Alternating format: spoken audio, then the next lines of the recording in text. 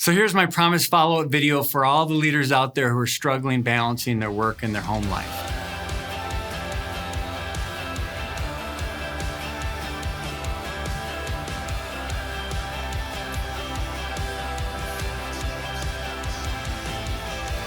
It happened about 13 years ago, and my wife was going to the parent-teacher conferences for our youngest daughter.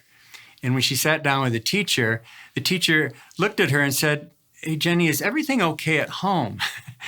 And my wife looked a little surprised, and she said, "Yeah, why do you ask?" The teacher said, "Well, Aubrey's been coming to school for about the last 18 days wearing the same outfit. And I was wondering if things weren't going so well at home." And my wife started to laugh, and she goes, "Well, it just so happens I've gone back to work full time, and my husband, Scott, is starting his own business, so he's the one getting the kids off to school. He must not be paying attention." Now, she might have gone on and said he's an idiot.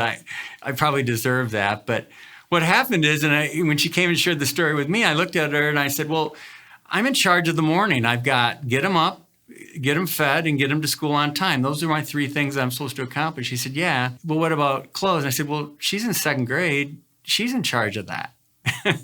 And my wife looked at me and said, "Scott, she's a 2nd grader. You need to pay more attention."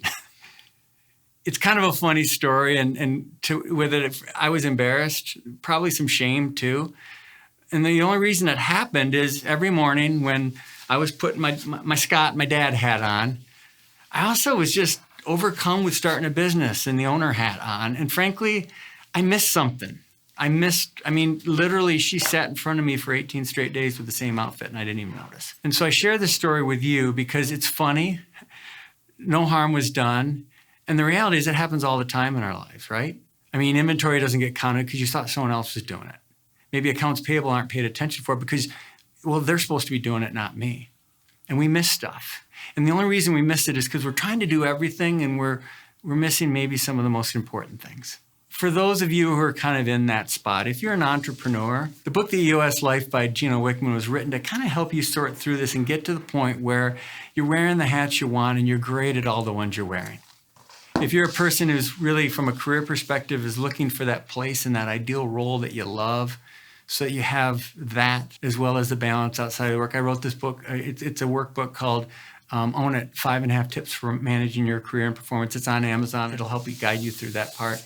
And then finally, for those of you who've been through a lot of life transitions up and down and jobs, and you've had a lot of things, and you're trying to focus in on the one you love, you can know this one's kind of marked up by me. It's called Let Your Life Speak by Parker Palmer, and it really speaks to finding your voice of vocation.